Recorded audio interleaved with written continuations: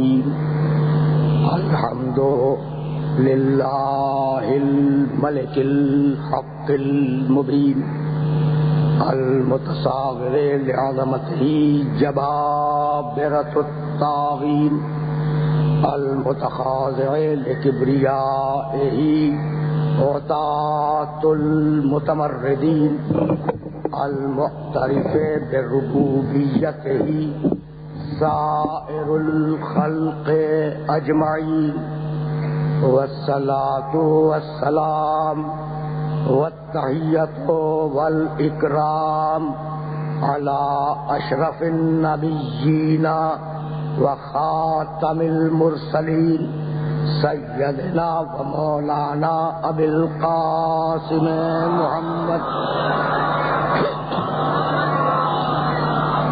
وأهل بيته الطيبين الطاهرين المعصومين المظلومين.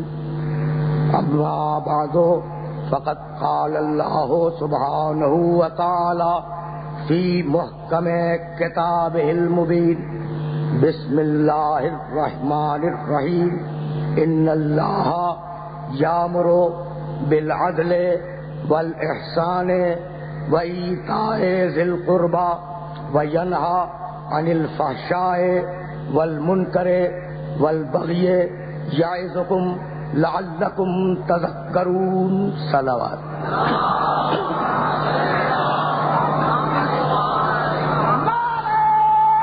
عزیزان محترم، اسلام میں عدل و احسان کی میزان کے عنوان سے ہمارا سلسلہ گفتگو 5ویں مرحلے میں داخل ہو رہا ہے. میرے محترم سننے والوں کے علم میں یہ بات ہوگی کہ پروردگار عالم میں جتنی بھی صفتیں پائی جاتی ہیں ان میں سے کچھ صفتیں وہ ہیں جو کسی اضافت سے پروردگار میں پائی جاتی ہیں. ابھی میں اس لفظ کی تشریح کروں گا. جتنی صفتیں پروردگار میں پائی جاتی ہیں ان میں سے کچھ وہ ہیں جو کسی نہ کسی اضافت سے ہیں اور کچھ وہ ہیں جو بنیادی اور اساسی ہیں. مثلا اللہ خالق ہے نا خالق. اچھا، تو اللہ جب کائنات کو خلق کر چکا، جب خالق ہوا، لفظ خالق اس وقت بولا گیا جب اس نے کائنات کو خلق کیا. اللہ رازق ہے، رازق اس وقت کہا گیا جب اس نے رزق دیا. اللہ قہار ہے، جب اس نے کسی پر قہر نازل کیا قہار کہا گیا. اللہ جبار ہے، جب اس نے اپنے جبروت کا مظاہرہ کیا جب اسے جبار کہا گیا. تو دوسروں کے حوالوں سے کچھ صفتیں پیدا ہوئی، خالقیت، رازقیت، قہاریت، جباریت. یہ وہ صفتیں ہیں کہ اگر رزق لینے والا ہو تو وہ رازق کہلائے، اگر مخلوق ہو تو وہ خالق کہلائے، اگر کسی پر قہر آئے تو وہ قہار کہلائے. لیکن اللہ عالم ہے، یہ ذاتی صفت ہے.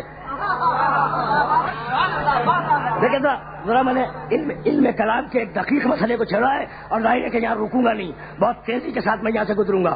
بھائی جب اس نے خلق نہیں کیا تھا خالق نہیں کہلاتا تھا، جب اس نے رزق نہیں دیا تھا رازق نہیں کہلاتا تھا. لیکن اس وقت بھی عالم تھا، اس وقت بھی عالم تھا، اس وقت بھی قادر تھا اور اس وقت بھی عادل تھا.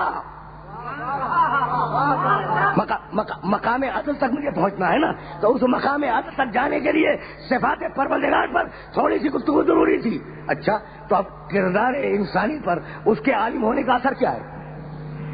بڑی نازک تمہید ہے اور اسی تمہید سے میں آگے جاؤں گا.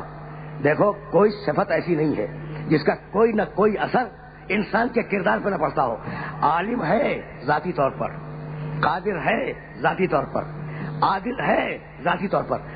بھائی اگر عالم نہ ہو تو تنہائی میں اگر کسی نے عبادت کی تو اسے خبر بھی نہیں ہوگی، جزا کیا خاک دے گا؟ سامنے کی بات کر رہا ہوں. اگر وہ عالم نہ ہو اور تم نے تنہائی میں عبادت کی تو اسے تو خبر بھی نہیں ہوئی، جزا نہیں دے گا. اور اگر وہ عالم نہ ہو کوئی ظالم اگر تنہائی میں ظلم کرے تو اسے سزا بھی نہیں دے گا. اس لیے جزا و سزا کے لیے ضروری ہے کہ وہ عالم ہو. پہلی سے بات ثابت ہو گئی. جزا و سزا کے لیے یہ ضروری ہے کہ وہ عالم ہو. اچھا تو صرف عالم ہو جانا کافی ہے جزا دینے کے لیے, سزا دینے کے لیے؟ میں بہت سی چیزیں جانتا ہوں لیکن میری دسترس میں نہیں ہے. تو تنہا علم کافی نہیں ہے کہ جزا دے اور سزا دے. علم کے ساتھ قدرت کا ہونا بھی ضروری ہے کہ وہ قادر ہو کے جزا دے سکے, قادر ہو کے سزا دے سکے. توجہات بدل رہے ہیں. تو عالم ہوگا تو جزا دے گا, سزا دے گا. علم ہو جائے گا نا اسے. اچھا, اور جزا اور سزا دے نہیں سکتا جب تک کہ وہ قادر نہ ہو. ظالم کو سزا دے, متقی کو جزا دے. اچھا, تو اب عالم تو ہم نے بھی مان لیا, آپ نے بھی مان لیا اللہ کو کہ جزا بھی دیکھا ہے, سزا بھی دیکھا ہے, گناہ بھی دیکھا ہے, ثواب بھی دیکھا ہے. اچھا, قادر بھی مان لیا کہ وہ دے سکتا ہے جزا ثواب کی اور دے سکتا ہے سزا گناہ کی, دے سکتا ہے. لیکن ہو سکتا ہے کہ وہ ظالم ہو, متقی کو سزا دے دے, متقی کو سزا دے دے, گنہگار کو جزا دے دے. کہا بھائی یہ تو نہیں ہو سکتا کہ وہ متقی کو سزا دے دے اور گنہگار کو جزا دے دے. ہم نے پوچھا کہ بھائی کیوں نہیں ہو سکتا؟ کہا یہ اللہ کے مزاج کے خلاف ہے کہ متقی کو سزا دے دے اور گنہگار کو جزا دے دے, یہ اس کے مزاج کے خلاف ہے. تو تم بھی مان رہے ہو کہ عادل ہے, تو پھر اصول دین میں توحید کے بعد عادل کو مانتے کیوں نہیں ہو؟ مراحل ہیں اور انہی مراحل سے اپنے سننے والوں کو مجھے لے کے آگے بڑھنا ہے. تو بھائی اب مقام عادل سمجھ میں آیا. ہم نے توحید کو مانا عدل کے حوالے سے.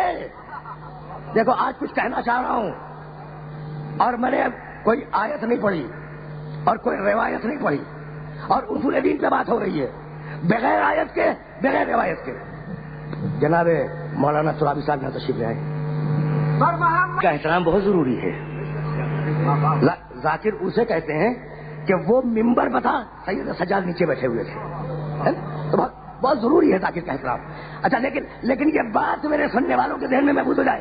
ہم نے توحید کو مانا عدل کے حوالے سے. بات تو طے ہو گئی نا. اب ہم توحید سے آگے بڑھ رہے ہیں. عدل سے مانا ہے توحید کو.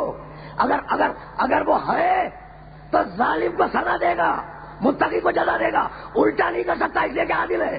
تو عادل سے مانا توحید کو. اور اب ذرا سا میں آگے بڑھ رہا ہوں. بھائی نبوت کو کیسے مانتے ہو؟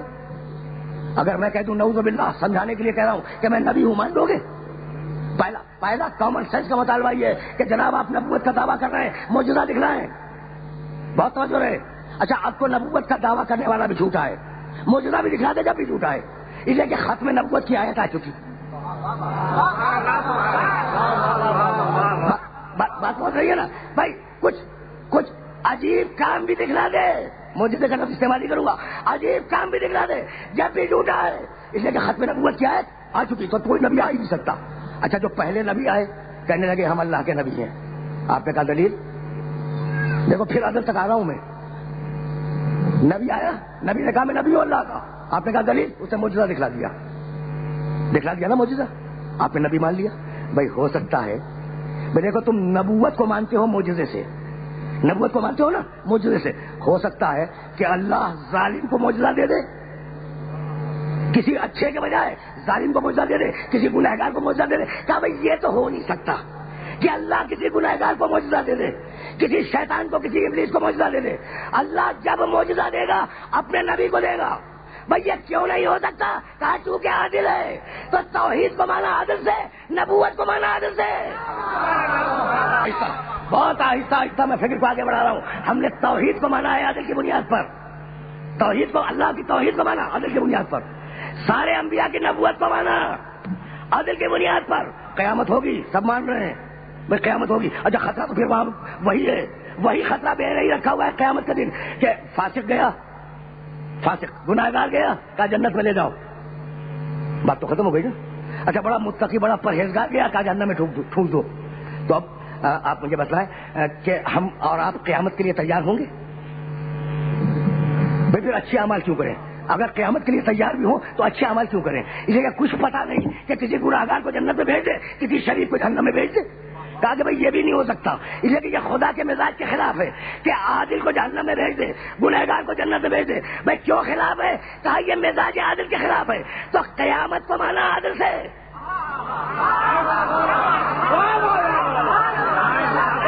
دیکھو کہاں تک دیکھ رہے ہو کہ عدل کی مار کہاں تک ہے.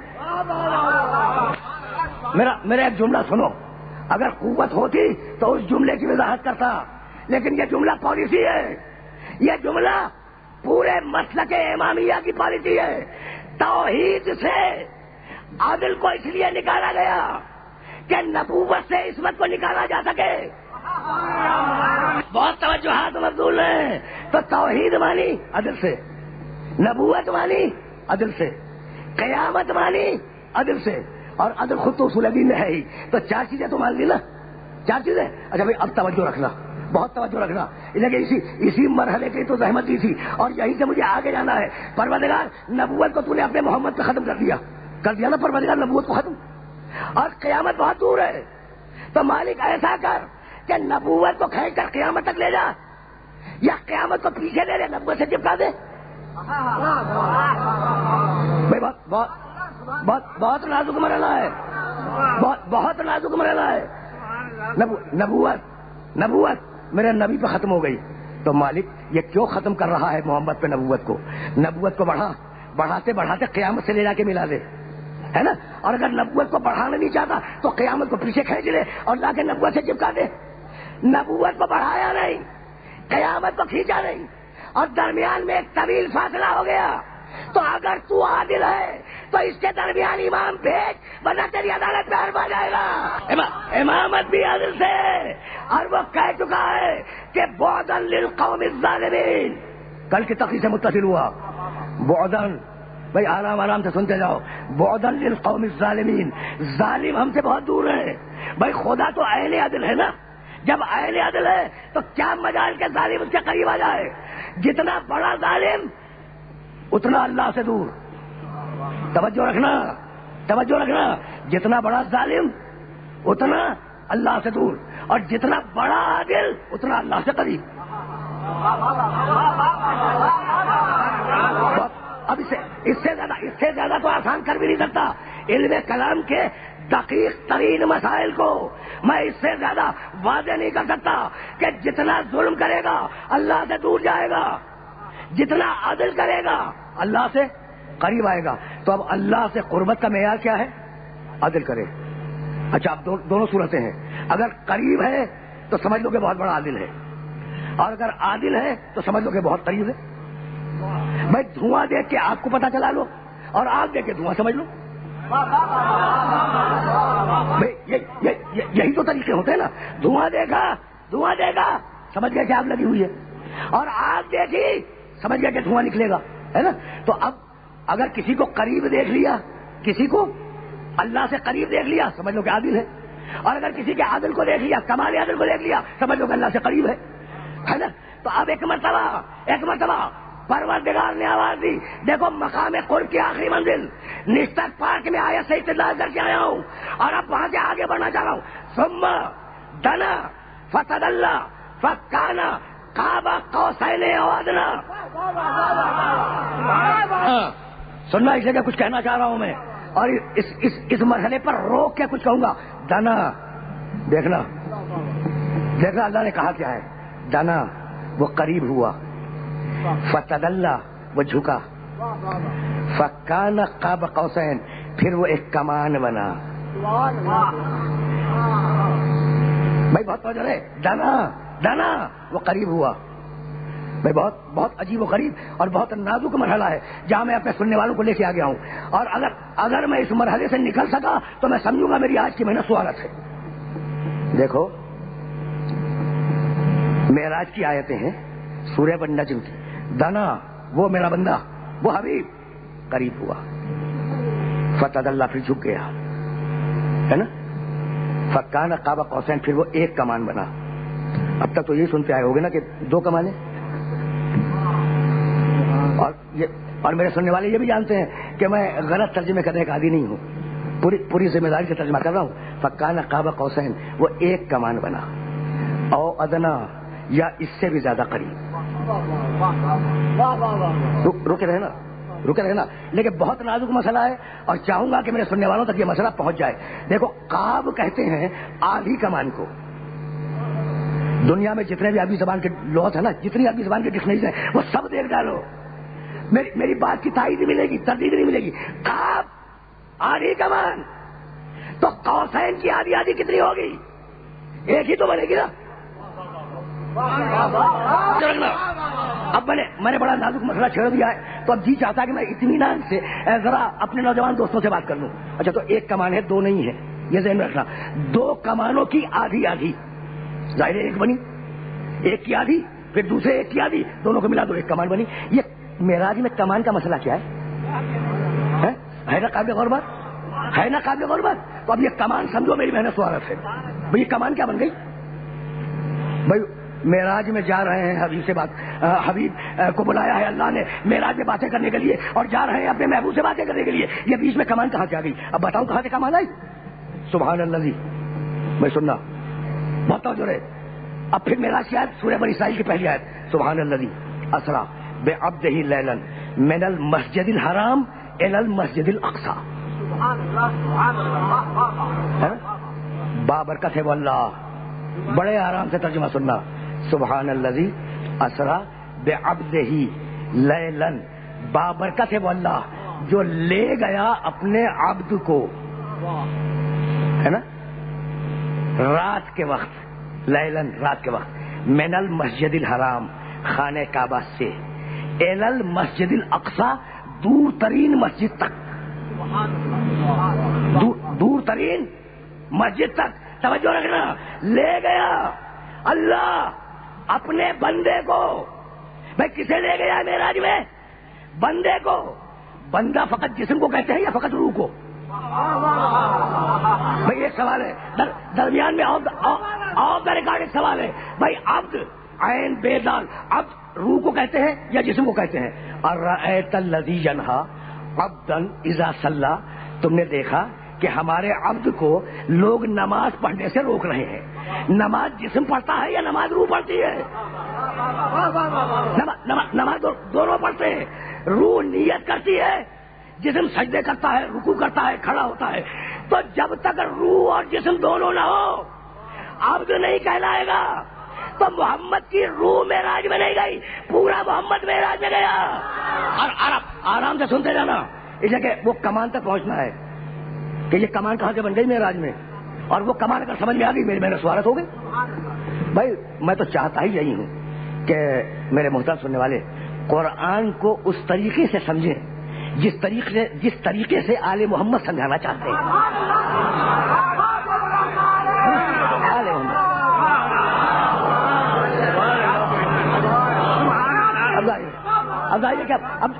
اب جو بھی گفتگو ہو رہی ہے وہ نص معصوم کی روشنی میں ہو رہی ہے. تو لے گیا اللہ اپنے عبد کو, اپنے بندے کو مسجد الحرام سے. کہاں سے لے گیا؟ خانہ کعبہ سے.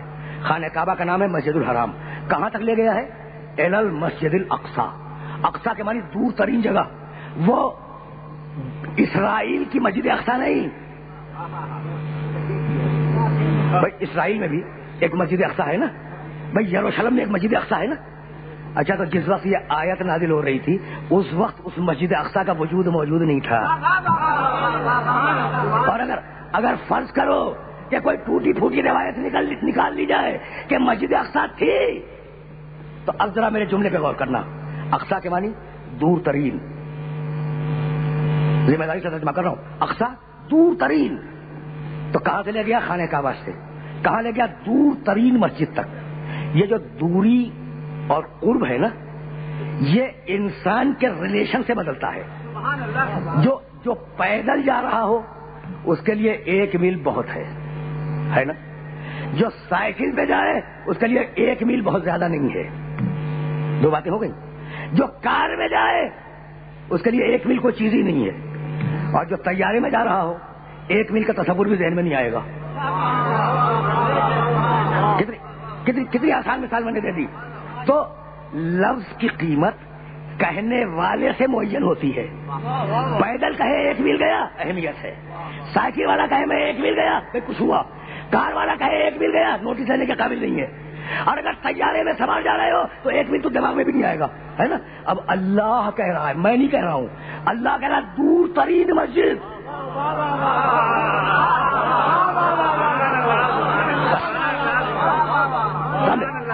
سامنے کی بات ہے, اللہ کہہ رہا ہے دور ترین مسجد. تو 550 کلومیٹر کا فاصلہ ہے اسرائیل اور مدینے میں, کیا یہ دور ترین ہے اللہ کے لیے؟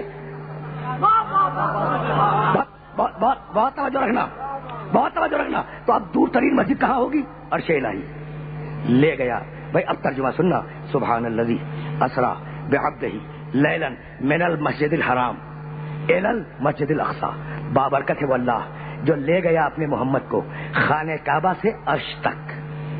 ہو گئی بات طے ہو گئی نا بات. اب عرش کو کہا کیا؟ بڑا نازک مرحلہ ہے, اور دلیل دینا چاہ رہا ہوں اپنے ان بیدار سننے والوں کو. کیا کہا عرش کو؟ مسجد الاقصی, دور ترین مسجد. دور ترین مسجد, مسجد کی جگہ کو کہتے ہیں جہاں سجدے ہو, جہاں سجدے ہو اس کا نام ہے مسجد. بات واضح ہو رہی ہے بھائی. مسجد کسے کہتے ہیں؟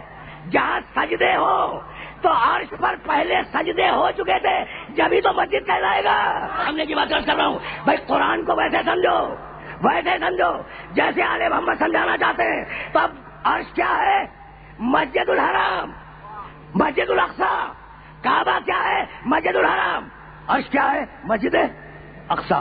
تو مسجد اسی جگہ کو کہتے ہیں نا جہاں سجدے ہوں. تو عرش پہ اگر سجدے نہ ہو چکے ہوتے تو اللہ عرش کو مسجد نہ کہتا, تو پہلے سجدے ہو چکے ہیں. اچھا اب مجھے بتاؤ, اپنے اپنے گھروں میں نماز پڑھتے ہو یا نہیں پڑھتے؟ گھر کو مسجد کہتے ہو؟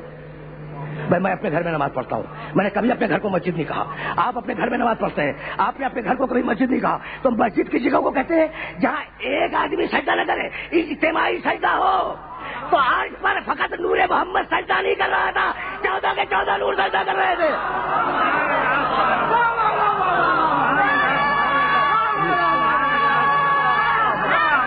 عجیب ہے.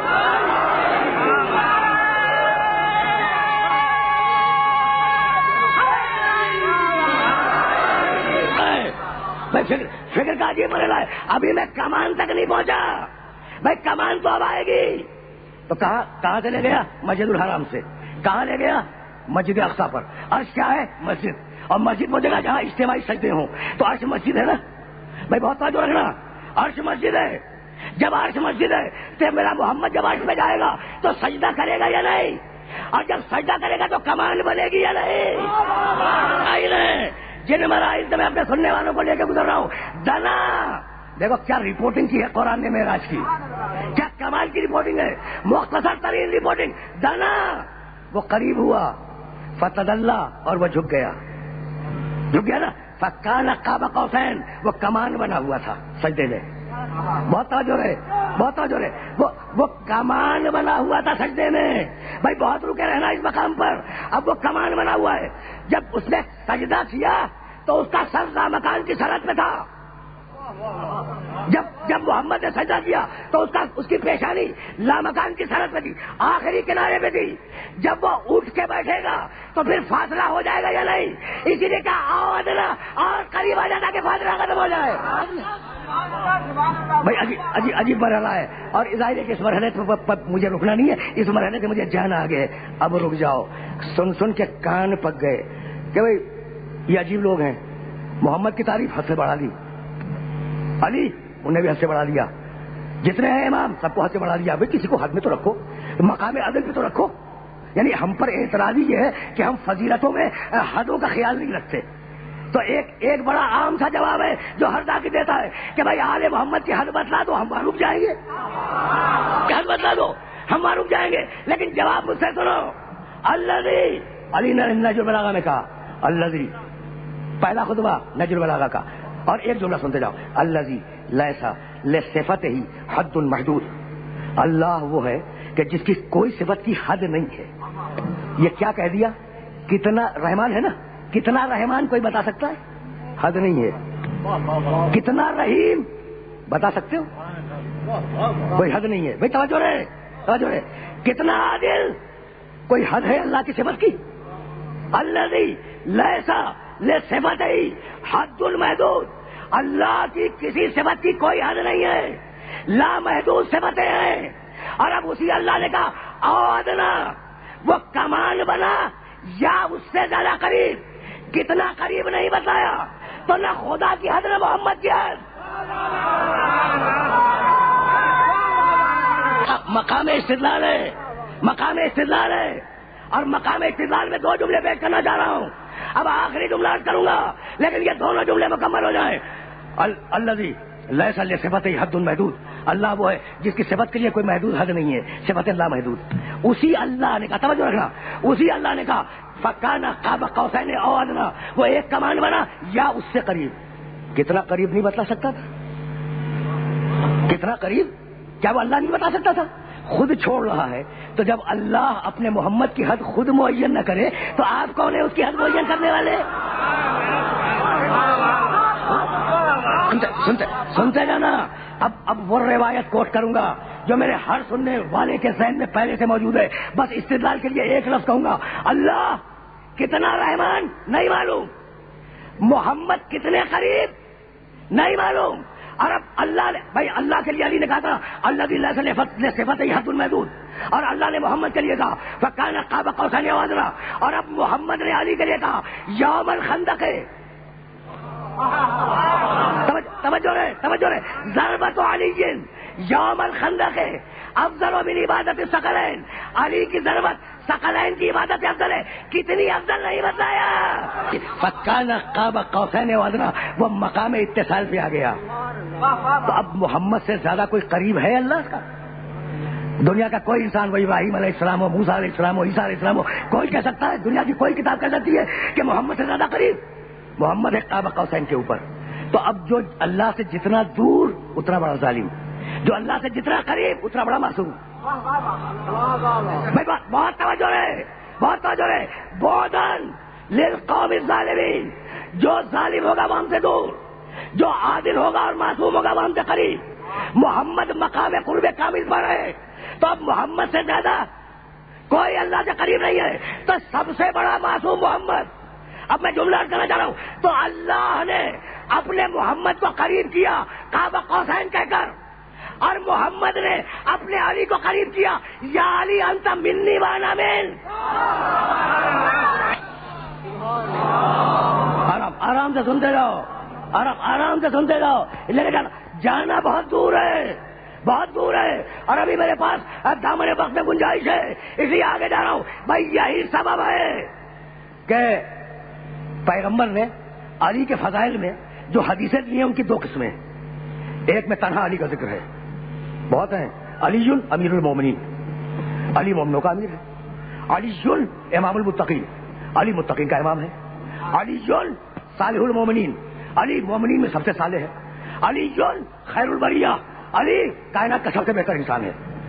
اس میں کسی اور کا تذکرہ نہیں ہے، فقط علی جو کہہ رہے ہیں نا. تو ایک گروپ ہے روایتوں کا جس میں فقط علی کا ذکر ہے نا، اور دوسرا گروپ ہے جس میں پیغمبر نے پہلے اپنا ذکر کیا پھر علی کا ذکر کیا.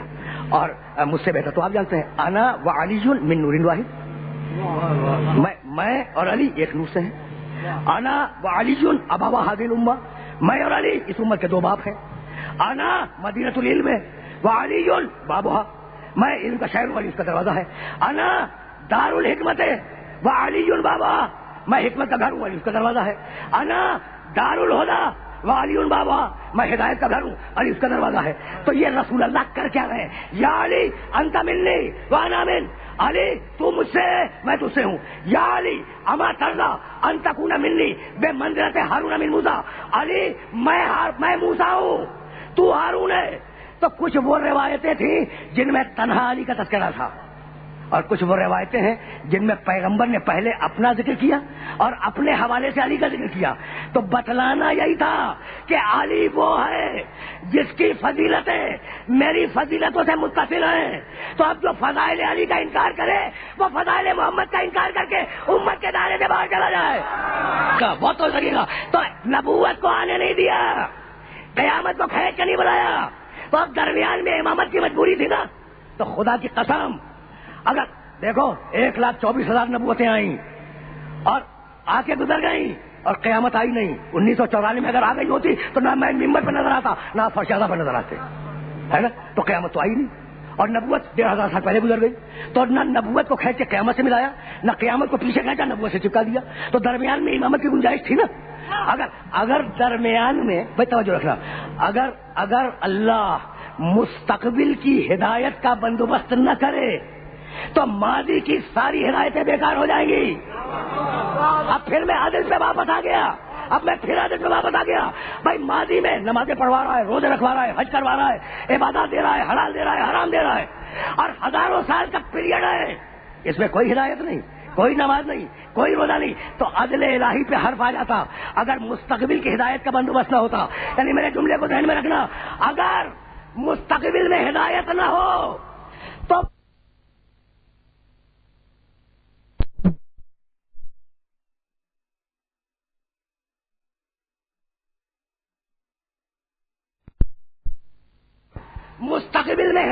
ہو تو ماضی کی ساری ہدایتیں بیکار ہو جائیں. اسی لیے اللہ نے پیغمبر سے کہا تھا کہ محمد اگر وہ نہ پہنچایا تو کچھ نہ پہنچایا.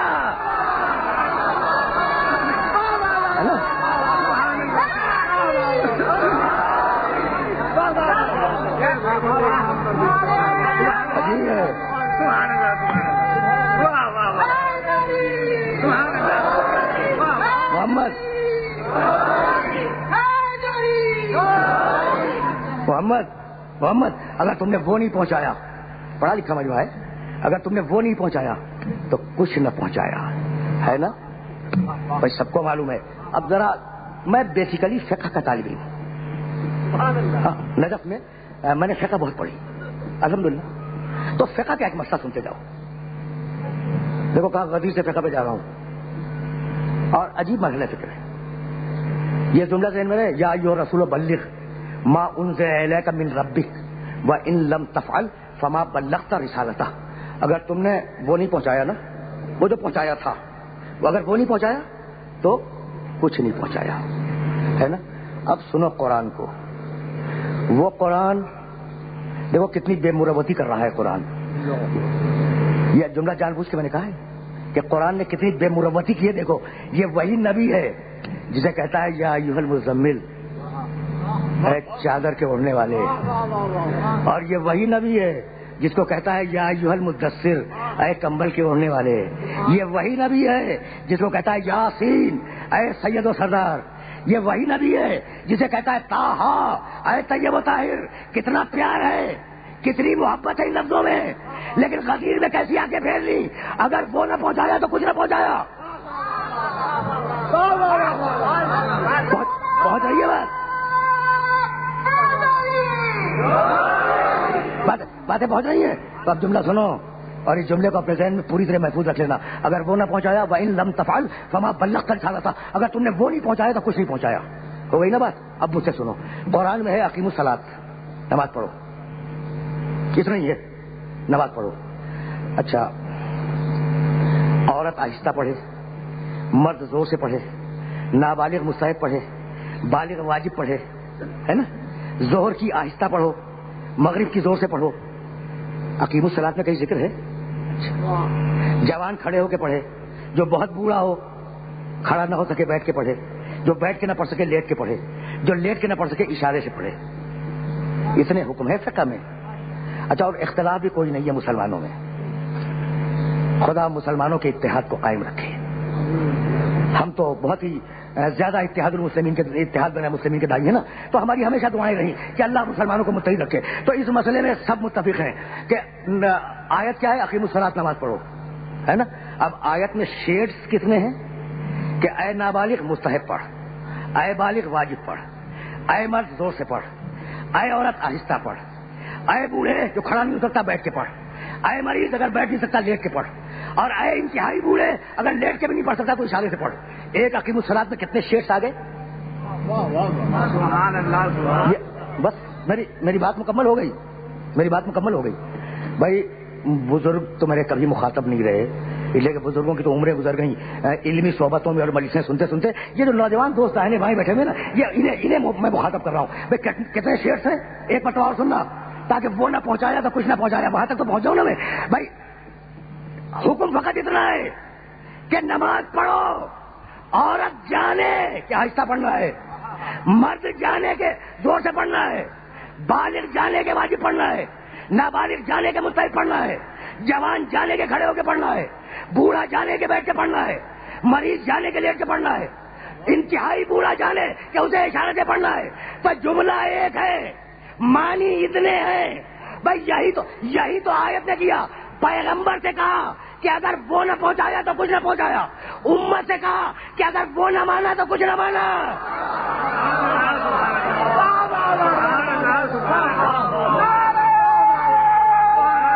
بات مکمل ہو گئی,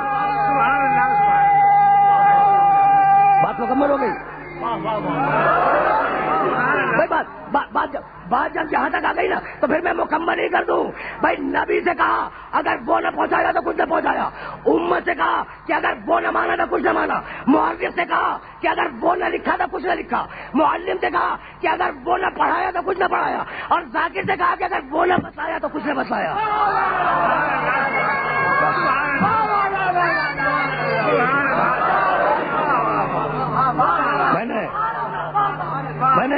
میں نے اپنے سننے والوں کو زحمت دی, اور اب ظاہر ہے کہ زحمت اس مرحلے پر اختتام پذیر ہو رہی ہے. بھائی آیت تو ہزاروں مرتبہ سنی ہے نا, ظاہر ہے یہ آیت تو ہزاروں مرتبہ سنی ہوگی. یا ایھا الرسول بلغ ما انزل الیک من ربک, جو تمہارے رب کی طرف سے حکم آیا ہے. بھئی یہ من ربک پہ روک رہا ہوں, مجھے نہیں معلوم کہ کسی پڑھنے والے نے من ربک کی طرف بھی متوجہ کیا یا نہیں آج تک لوگوں کو, ہے نا. عجیب ہے یہ. یا ایھا الرسول, اب یہ بہت بیدار اور پڑھا لکھا مجمع ہے, اور سننا میں کہنا کیا چاہ رہا ہوں. من ربک اس کی طرف کسی خطیب نے متوجہ کیا یا نہیں, میرے دوست مولانا حیدر صاحب نے کہا کسی نے نہیں کیا, ہو سکتا ہے کسی نے کیا بھی ہو, لیکن اب مجھ سے جملہ سنتے جاؤ. یا ایھا الرسول, اے رسول, بلغ پہنچا دو, ما انزل جو نازل ہوا ہے, من ربک تمہارے رب کی طرف سے. ہو گئی نا بات. اچھا اب مجھے بتلاؤ کہ نماز کیا رب کی طرف سے نہیں آئی؟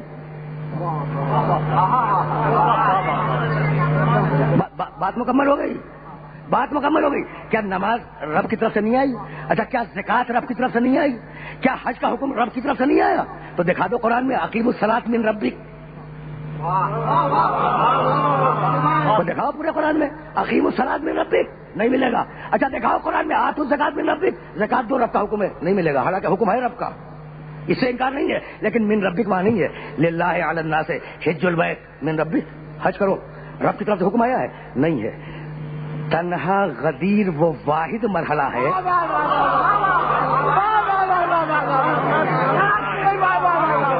بات غدیر پورے قرآن کو دیکھنے کے بعد عرض کر رہا ہوں, غدیر وہ واحد مرحلہ ہے جہاں میرے پروردگار نے کہا من ربک. حبیب یہ حکم تمہارے رب کی طرف سے آیا ہے. بھائی سب کو معلوم ہے کہ رب کی طرف سے آیا, پھر یہ کہنے کی ضرورت کیا تھی, ہے نا. اب سوال تو اپنی جگہ رکھا ہوا ہے, سوال اپنی جگہ ہے نا کہ بھائی سب کو معلوم ہے کہ نبی جو حکم دیتا ہے وہ رب کی طرف سے, تو یہ الگ سے کہنے کی کیا ضرورت تھی کہ رب کی طرف سے آیا. بتاؤں, بس یہی مجلس تمام ہو جائے گی. دیکھو جب پیغمبر علی کی مولائیت کا اعلان کر چکے تو بڑا مشہور واقعہ ہے, ہزاروں مرتبہ کا سنا ہوا ہے, میں اسے من ربک سے ریلیٹ کر رہا ہوں. حارث ابن نعمان فہری, صحیح پروننسیشن ہے فوری, حارث ابن نعمان فوری ایک شخص ہے جو مجمع میں بیٹھا ہوا تھا.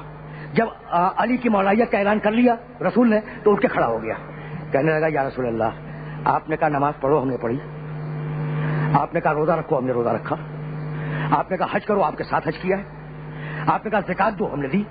آپ نے کہا جہاد میں چلو, جیسے بھی ہوا ہم جہاد میں بھی گئے. تو یا رسول اللہ آپ جو بھی کہتے گئے ہم نے اس پہ عمل کیا. تو یا رسول اللہ یہ آپ جو علی کو حاکم بنا رہے ہیں تو اپنی طرف سے یا رب کی طرف سے؟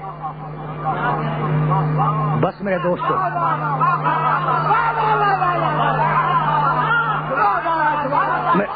اچھا اب ذرا بھائی بات واضح ہو گئی نہیں؟ ابھی کہاں واضح ہوئی؟ نوجوان دوستوں کو مخاطب کر رہا ہوں, ایک ایک نوجوان دوست سنے. بھائی سنو, حارث ابن نعمان فوری کی کوالیفیکیشن تو سنو. حاجی ہے, نمازی ہے, زکات دیتا ہے, حج کیا ہے رسول کے ساتھ, جہاد میں رہا ہے رسول کے ساتھ, ساتھی ہے نا, ساتھی ہے, اور پوچھ رہا ہے کہ یا رسول اللہ یہ حکم آپ کا ہے یا رب کا؟ اور آیت میں پہلے آ چکا تھا من ربک. تو جب زمانے رسول میں قرآن فہمی کا یہ عالم ہے تو بعد رسول کا حاضر بناؤ گے؟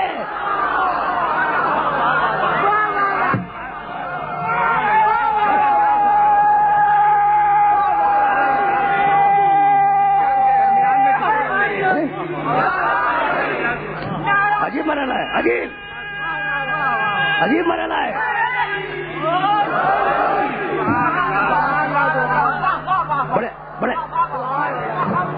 بڑے عجیب مراحل ہیں.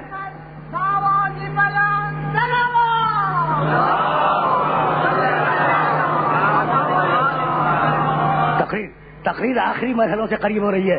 اب میرے پاس اتنا وقت نہیں ہے کہ میں حارث ابن نعمان فوری کے سلسلے میں کچھ عرض کروں, لیکن بہرحال یہ جملہ تو سننے کے قابل ہے ہی, اس لیے کہ مجھے یہی گفتگو کو تمام کر دینا ہے.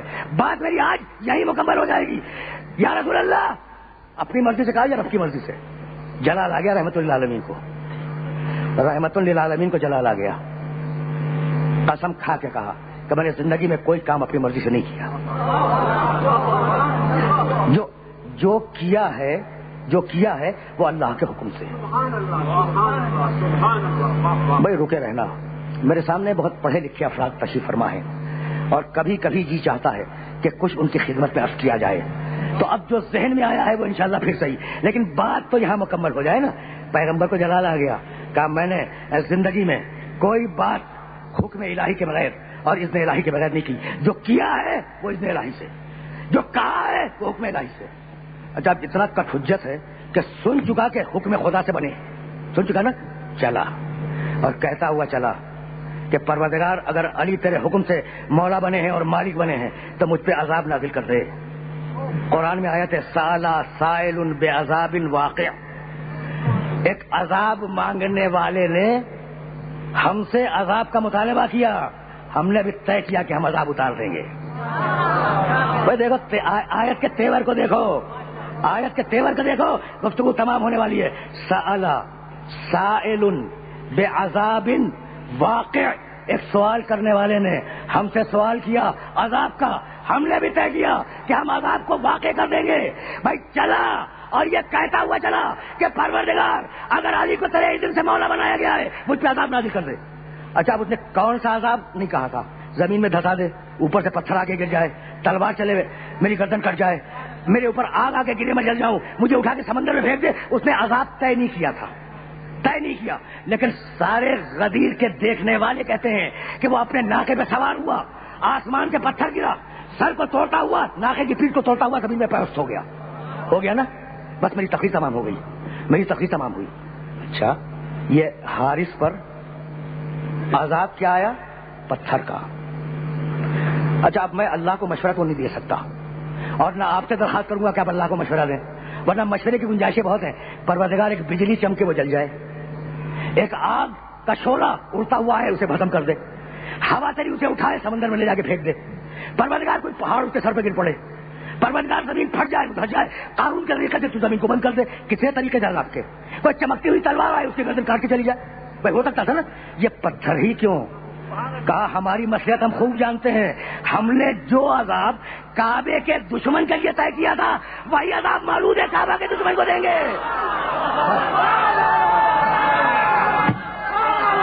تقریر تمام ہو گئی.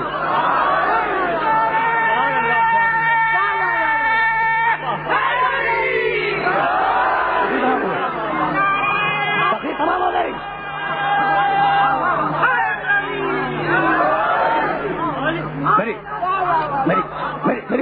میری گفتگو مکمل ہو گئی, بات مکمل ہو گئی. اچھا مالک بھائی سننا, اس لیے کہ ظاہر ہے کہ مجھے مسائل تک جانا ہے اور 2 جملے مسائل کے بھی عرض کرنے ہیں, لیکن یہاں بات تو مکمل ہو جائے نا. بھائی سننا, اس لیے کہ بات سننے کی ہے. مالک اس نے عذاب مانگا تو کیا ضروری ہے کہ وہ عذاب مانگے تو فوراً بھیج دے؟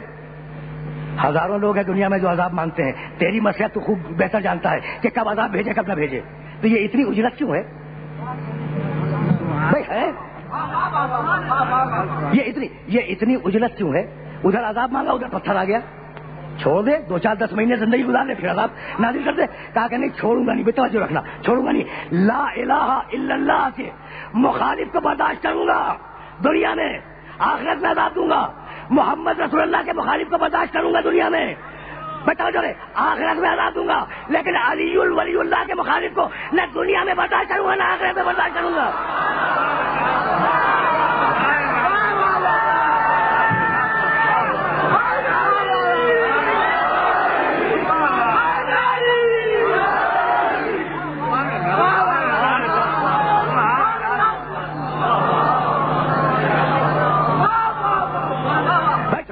چھوڑو اس مسئلے کو. جو کلمہ جس کی سمجھ میں نہیں آتا اس کلمہ کا دشمن ہو جاتا ہے. وہ بھائی آسان لفظوں میں عرض کر رہا ہوں، جو کلمہ جس کی سمجھ میں نہ آئے تو وہ شخص اس کلمے سے دشمنی کر دیتا ہے. بھائی ابو جہل کی سمجھ میں لا الہ الا اللہ نہیں آیا، وہ لا الہ الا اللہ کا دشمن ہو گیا. سننا ابو جہل کی سمجھ میں لا الہ الا اللہ نہیں آیا، وہ لا الہ الا اللہ کا دشمن ہو گیا. ابو لہب کی سمجھ میں محمد رسول اللہ نہیں آیا، وہ محمد رسول اللہ کا دشمن ہو گیا. اب میں تاریخ کے کتنے ابو گنواؤں؟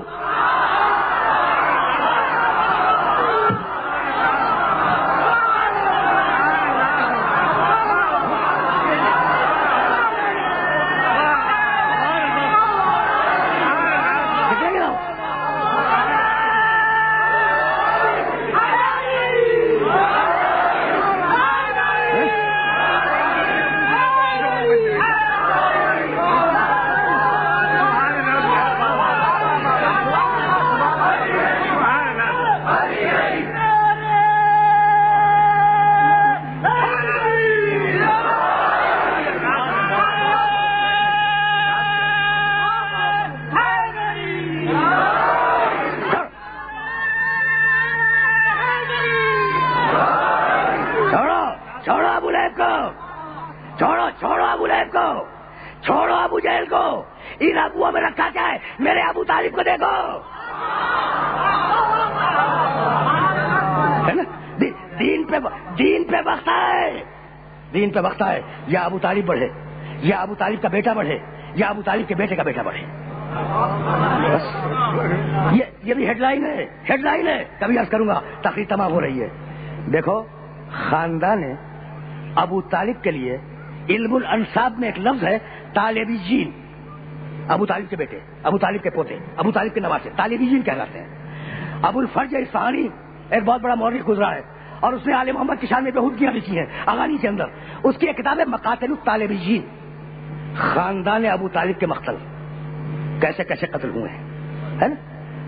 تو اب خاندان ابو طالب کا مقتل اتنا طویل و عریض ہے کہ کبھی اگر موقع ہوا تو اس کے تفصیلات عرض کروں گا. اس ابو طالب کے 4 بیٹے، جعفر، طالب، عقیل، علی. اختلاف صحیح، لیکن اکثر مورخین کا خیال ہے کہ جعفر ابو طالب کے سب سے بڑے بیٹے، جعفر طیار. لکھا ہے علماء تاریخ نے کہ حضرت جعفر طیار یہ السابقون السابقون اولئک المقربون، یہ جو سابقون اولون ہے نا، انتہائی پرانے اسلام لانے والے اور پرانے ہجرت کرنے والے، ان میں سر فہرست حضرت جعفر. ہجرت سے بہت پہلے جب مسلمانوں پر مکے میں زندگی تنگ کر دی گئی تھی تو پیغمبر نے حکم دیا تھا کہ جعفر کچھ تھوڑے سے مسلمانوں کو لے کر حبشہ ہجرت کر جاؤ. تو جعفر نے حبشہ ہجرت کی. وہ اس زمانے کا بادشاہ تھا نجاشی. حبشہ ہجرت کی. نجاشی کے دربار میں جو خطبہ دیا ہے جعفر نے، بھائی بہت بڑی شخصیت ہے، علی کا بڑا بھائی ہے نا، بہت بڑی شخصیت ہے. جو خطبہ دیا ہے آج تک تاریخ اسلام کا افتخار ہے. وہ خطبہ ہے محفوظ تاریخوں کے اندر. جعفر نے خطبہ دیا نجاشی کے دربار میں اور نجاشی مسلمان ہو گیا. دربار کے بہت سے لوگ مسلمان ہو گئے. افریقہ میں اسلام پھیل گیا فقط جعفر کے ایک خطبے سے. آج تک جو افریقہ میں اسلام پایا جاتا ہے وہ جعفر کے اس خطبے کی نشانی ہے. تو ہجرت سے برسوں پہلے گئے تھے حبشہ، برسوں رہے. ہجرت کے 7 سال کے بعد مدینے واپس آئے جعفر طیار.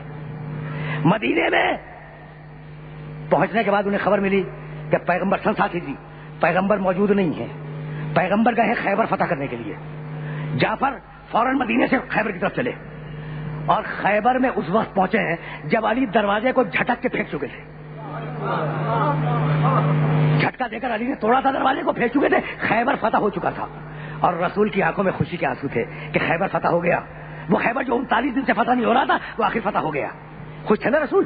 اتنے میں کسی نے آگے کہا جعفر آ گئے، کسی نے کہا جعفر آ گئے، رسول کھڑے ہوئے، جعفر کو گلے سے لگایا، مسلمانوں کی طرف متوجہ ہوئے، کہنے لگے میری سمجھ میں نہیں آتا، 2 عیدیں ایک ساتھ جمع ہو گئی ہیں، میں فتح خیبر کی عید مناؤں یا جعفر کے آنے کی عید مناؤں؟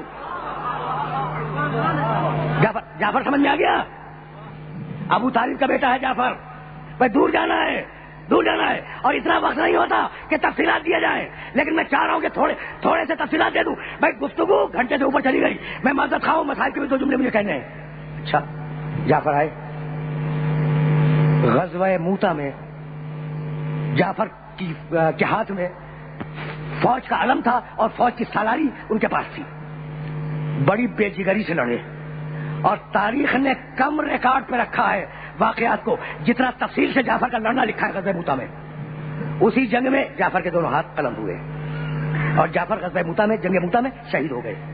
اور پیغمبر تک جب یہ اطلاع پہنچی کہا مت گھبراؤ، جعفر نور کے پروں سے اس وقت جنت میں پرواز کر رہا ہے۔ تیار کے معنی پرواز کرنے والا، اس دن سے جعفر کا لقب بنا جعفر تیار۔ بات واضح ہو گئی؟ تو ابو طالب کا بیٹا جعفر تیار کا بیٹا عبداللہ ابن جعفر تیار، اور اس کی شادی ہوئی جناب زینب سے۔ اب کچھ رشتے سمجھ میں آ رہے ہیں؟ اس کی شادی ہوئی جناب زینب سلام اللہ علیہا سے۔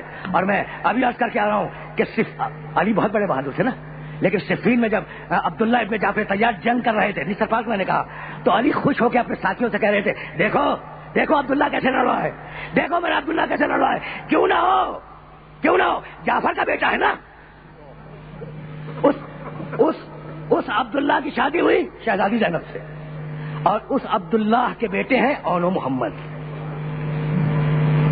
بات آ گئی نا، بات آ گئی اس مرحلے تک۔ اور اب مجھے کچھ نہیں کہنا، میں دیکھو محرم کی 5ویں تاریخ بھی گزر گئی اور حق نہ ادا ہو سکا، تو اب جملے سنو، بڑی کنٹروورسی، آرام سے سنتے جانا، 2 ہی جملے مسائل کے کہوں گا اور اجازت لے لوں گا، لیکن جملے تو سنو۔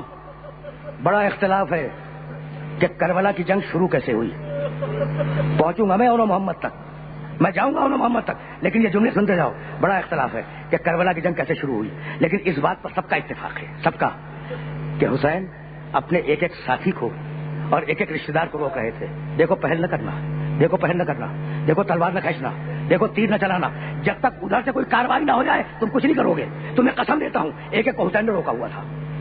اتنے میں لشکر یزید سے 4000 تیر چلے اور ان تیروں کی زد میں 25 صحابہ حسین کے شہید ہوئے۔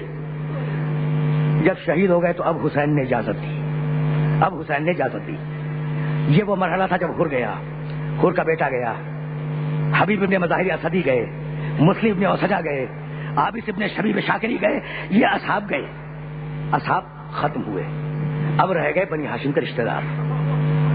سننا بنی ہاشم بچے ہیں نا، اب بنی ہاشم میں ایک بحث شروع ہوئی کہ پہلے کون جائے۔ اولاد عقیل کہتی ہے پہلے ہم جائیں گے، اولاد جعفر کہتی ہے پہلے ہم جائیں گے، یعنی عجیب صورتحال ہے۔ اکبر اپنے باپ کی صورت دیکھ رہے ہیں کہ بابا مجھے اجازت ہو، بھتیجا بار بار چچا کے سامنے سے گزر رہا ہے کہ مجھے جنگ کی اجازت مل جائے۔ ہر ایک کی خواہش ہے کہ پہلے مولا مجھے جنگ کی اجازت دے دے۔ عباس اس منظر کو دیکھ رہے تھے چپ چاپ سے کہ ہر ایک کی خواہش ہے کہ پہلے مجھے جنگ کی اجازت ملے۔ خیمے میں گئے، اپنے بھائیوں سے کہا، ام البنین کے بیٹے علی کے وہ بیٹے جو ام البنین کے بطن مطہر سے تھے، اپنے بھائیوں سے کہا کہ آج قربانی کا دن ہے، آج اپنی ماں کو شرمندہ نہ کرنا، آج قربانی کا دن ہے، آج اپنی ماں کو شرمندہ نہ کرنا، آج اپنے بڑے بھائی کو شرمندہ نہ کرنا۔ بھائی عباس کے بھائی گئے، 3 بھائی تھے عباس کے کربلا کے میدان میں، تینوں اجازت لے کے میدان میں گئے۔ جب زخمی ہو کے گرے آواز دی السلام علیکم جب رسول اللہ. عباس گئے دوڑتے ہوئے, بھائیوں کے لاشیں لائے, خیمے میں رکھے. عباس کے تینوں بھائی شہید ہو گئے. اب سنو, گریے کا مقام تو اب آیا ہے. تینوں بھائی شہید ہو گئے نا. اچھا اب خاموشی ہے.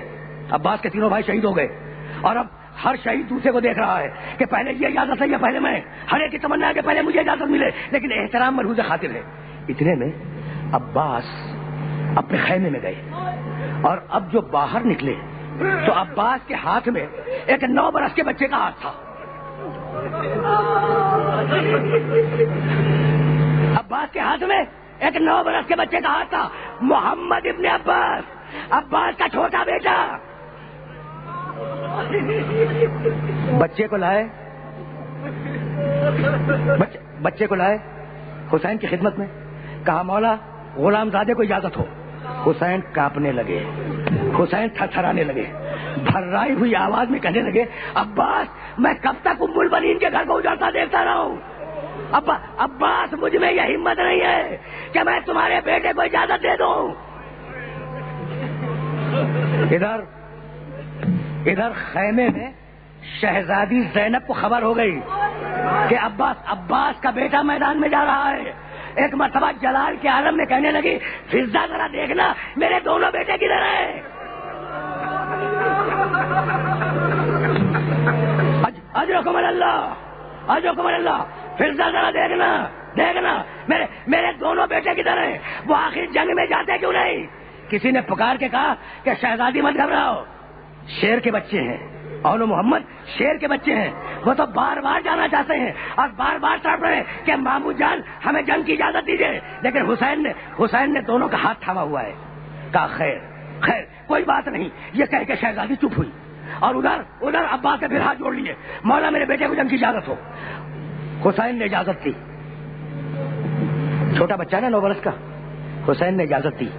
عباس کچھ دور تک مقتل میں بیٹے کے ساتھ گئے اور کہنے لگے کہ بیٹے جب تلوار پڑے تو گھبرا کے پلٹ نہ آنا.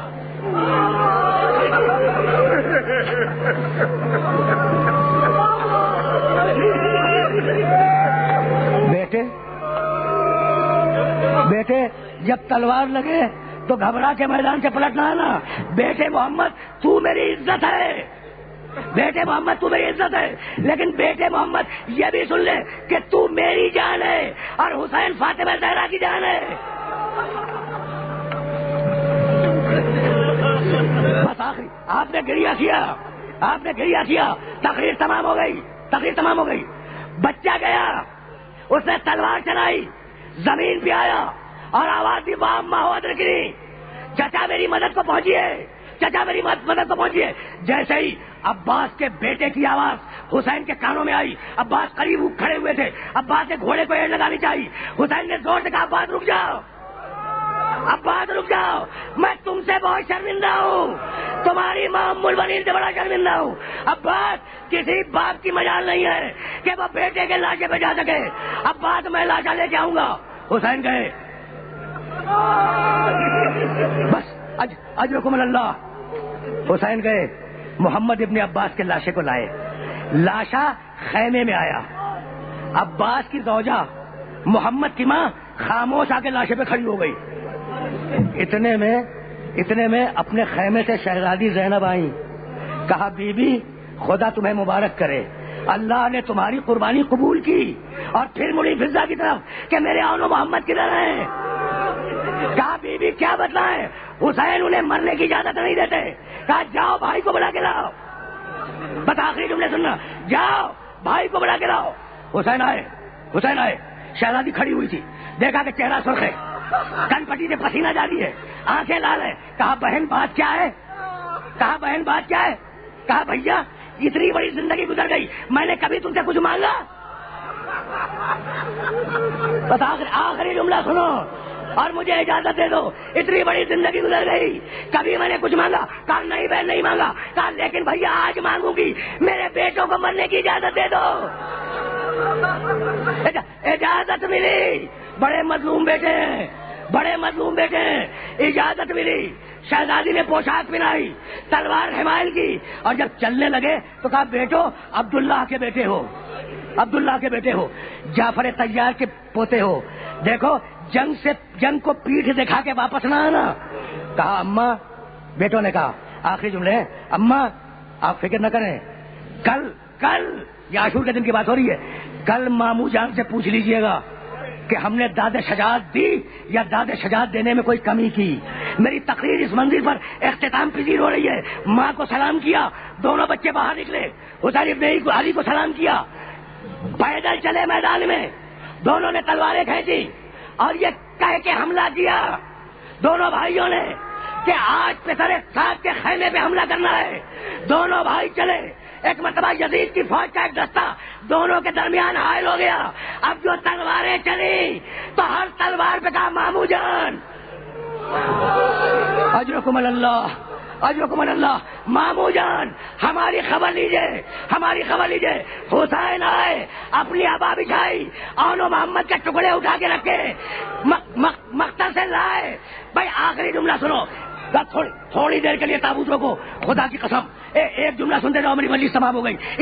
اتنے مظلوم بچے، اتنے مظلوم بچے، آخری جملہ سننا، اب کچھ نہیں عرض کروں گا۔ اتنے مظلوم بچے کہ جب رہائی ملی دمشق میں تو ساری بیویاں اپنے اپنے رشتہ داروں کے سر لیے ہوئے رو رہی تھی۔ شام کی عورتوں نے دیکھا دو چھوٹے چھوٹے سر کنارے پر رکھے ہوئے ہیں۔ کسی بوڑھی عورت نے پوچھا ارے کیا ان کی ماں زندہ نہیں ہے؟ تو شہزادی نے جواب دیا ارے ان کی ماں میں ہوں، لیکن بھائی کو ماتم کروں یہ بچوں۔